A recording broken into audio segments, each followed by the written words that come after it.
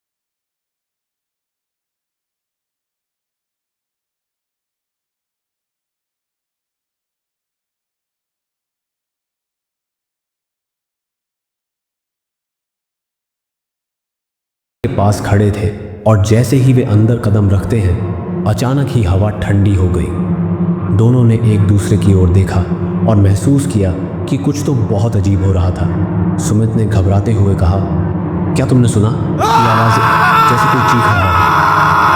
रितिका का चेहरा सफ़ेद पड़ा हुआ था और उसकी आंखों में डर साफ झलक रहा था। सुमित, हम यहाँ क्यों आ गए? ये जगह बहुत खतरनाक लग रही है, उसने धीरे से कहा।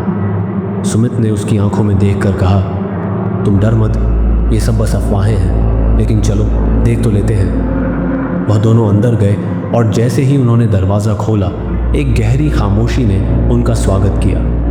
पुरानी दीवारों से छूने का सफ़ेद रंग उधड़ा हुआ था और फर्श पर जाले बिछे हुए थे। अचानक एक तेज सी आवाज़ आई, जैसे किसी ने उनकी ओर बढ़ने की कोशिश की हो। रितिका की सांसें रुक गईं, लेकिन सुमित ने हिम्मत दिखाते हुए आगे बढ़ने की कोशिश की। यहाँ कुछ तो है, सुमित ने कहा, लेकिन अगर हम डर गए तो हम कभी सच तक नहीं पहुँच पाएंगे। अचानक उनके सामने एक धुंधली सी छाया आई जो धीरे धीरे उनकी ओर बढ़ रही थी। रितिका का दिल जोर जोर से धड़कने लगा। सुमित, तुम देख रहे हो ना ये? उसने कांपते हुए पूछा। सुमित का चेहरा कुछ बदल सा गया, उसकी आंखों में डर था, लेकिन फिर भी वह छाया को देखता रहा। क्या ये किसी इंसान का साया है या फिर कुछ और? उसने खुद से पूछा।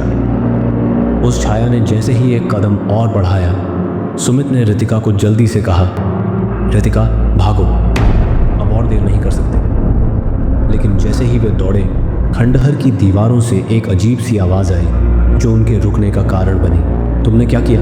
ये आवाज़ बहुत धीमी लेकिन स्पष्ट थी। रितिका की आंखों में आंसू थे क्योंकि उसे अब समझ में आने लगा था कि यह खंडहर सिर्फ एक पुरानी जगह नहीं है, बल्कि एक भूतिया रहस्य है जिसे जानने से वे दोनों नहीं बच सकते। सुमित, क्या तुमने वो आवाज़ सुनी? रितिका ने कांपते हुए कहा। कुछ तो है जो हमें यहाँ रोक रहा है। सुमित अब बहुत घबराया हुआ था। उसने अपनी आंखों में डर छुपाने की कोशिश की, लेकिन उसे भी अब यकीन हो गया था कि वे किसी ऐसे खेल का हिस्सा बन गए थे जो उनके लिए बहुत बड़ा हो चुका था। हमें यहाँ से निकलना होगा, लेकिन ये जगह छोड़ने नहीं देगी। वे दोनों एक दूसरे को देखकर डर के मारे शांत नहीं हो पा रहे थे।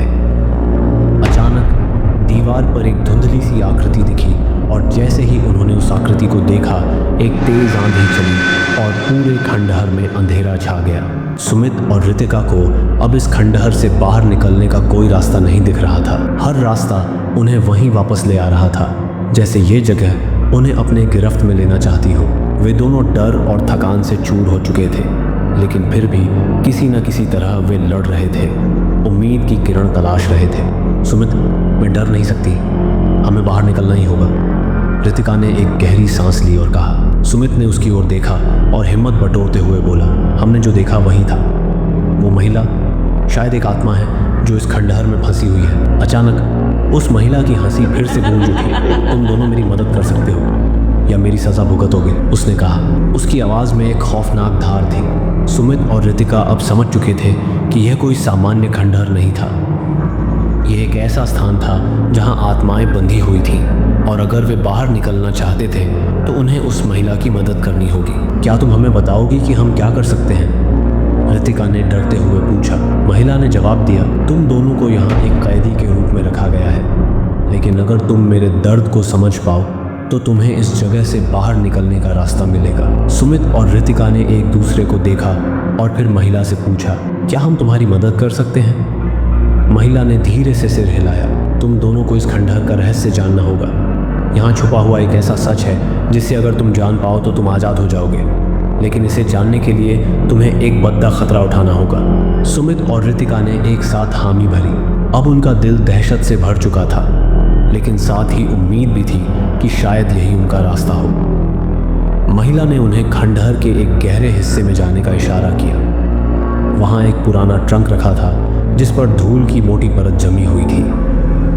महिला ने कहा, यह ट्रंक वह जगह है जहाँ तुम्हें सच मिलेगा, लेकिन इसे खोलते वक्त ध्यान रखना, क्योंकि इससे तुम्हारा सामना उस भयानक सत्य से होगा जो अब तक छुपा हुआ था। सुमित और रितिका ने डरते हुए ट्रंक को खोला, और जैसे ही वह खोला, अचानक पूरे खंडहर में तेज रोशनी छा गई। सामने आया एक पुराना सा डायरी का पन्ना जिस पर खून से कुछ लिखा था। सुमित ने उसे पढ़ते हुए कहा, यह तो उस महिला की कहानी है। सुमित और रितिका ने जब डायरी का पन्ना पढ़ा तो उस महिला की कहानी का दर्दनाक सच सामने आया। यह महिला खंडहर की पुरानी मालकिन थी, जिसे और उसके परिवार को एक दिन निर्दयी तरीके से मार दिया गया था। उनके खून से रंगे इस खंडहर में उनकी आत्माएं बंधी हुई थीं, और वे हमेशा उसी दर्द में जी रही थीं जिसका सामना उन्होंने उस रात किया था। महिला की आवाज़ फिर से गूंज उठी, लेकिन इस बार उसमें एक अलग तरह का दर्द और करुणा था। तुम दोनों ने मेरे दुख को समझ लिया है, लेकिन मेरी आत्मा को शांति चाहिए, और मैं तुम दोनों को मेरी मदद के लिए धन्यवाद देती हूँ। सुमित और रितिका दोनों एक दूसरे को देखकर शांति की तलाश में थे। उन्होंने महसूस किया कि ये महिला और उसका परिवार अपनी मौत के बाद भी इस खंडहर में बंधे हुए थे। उनके दर्द और गुस्से को शांत करने का अब एक ही रास्ता था। क्या हमें कुछ करना होगा? रितिका ने घबराते हुए पूछा। महिला की आवाज़ धीमी और रहमानी हो गई। तुम दोनों को मेरी आत्मा को शांति देनी होगी ताकि मैं इस खंडहर से मुक्त हो सकूं। सुमित ने सोचा और फिर अपने साथ रितिका को देखा। हम तुम्हारी मदद करेंगे, हमें बताओ क्या करना होगा। महिला की आवाज़ में हल्की सी राहत थी। तुम दोनों को उस स्थान पर जाना होगा जहां मुझे मारा गया था। वहां मेरी आत्मा को शांति मिलेगी। सुमित और रितिका दोनों उस स्थान की ओर बढ़े जहां महिला और उसके परिवार को मारा गया था। जैसे ही वे उस स्थान पर पहुंचे, उन्होंने देखा कि वहां एक पुराना पूजा स्थल था जो अब बर्बाद हो चुका था। ये वही जगह है, रितिका ने धीरे से कहा। हमें यहाँ कुछ करना होगा। सुमित ने गहरी सांस ली और कहा, हमें बस सही तरीके से अपनी भावना को जोड़ने की ज़रूरत है। हम उस महिला की आत्मा को शांति देंगे। दोनों ने उस जगह पर खड़े होकर अपनी आंखें बंद की और एक गहरी प्रार्थना की। वे महिला की आत्मा के दर्द को महसूस कर रहे थे और उसके शांति की कामना कर रहे थे। जैसे ही वे प्रार्थना कर रहे थे, अचानक चारों ओर एक हल्की सी हवा चली और जगह पर एक शांति का एहसास हुआ। महिला की आवाज़ फिर से सुनाई दी, धन्यवाद, अब मैं मुक्त हूँ। इसके बाद खंडहर में अजीब सी खामोशी छा गई। महिला की आत्मा को अब शांति मिल चुकी थी और वह जगह अब और डरावनी नहीं रही। सुमित और रितिका ने राहत की सांस ली, क्योंकि अब वे जानते थे कि उन्होंने केवल उस महिला की आत्मा को शांति नहीं दी, बल्कि एक भूतिया जगह को भी राहत दी थी। हमने ये किया, रितिका ने कहा। हमने उसकी मदद की। सुमित ने उसकी ओर देखा और मुस्कुराया। हाँ, अब इस खंडहर में और कोई दर्द नहीं होगा। हम दोनों ने मिलकर उसे शांति दिलवाई। दोनों ने उस खंडहर की ओर एक आखिरी बार देखा और फिर अपने रास्ते पर बढ़ गए। अब खंडहर की वो खौफनाक हवाएं और चीखें एक कस्से की तरह रह गई थीं और उन दोनों के दिलों में संतुष्टि थी, क्योंकि उन्होंने किसी की मदद की थी और इस प्रकार उस महिला की आत्मा को शांति मिल गई थी।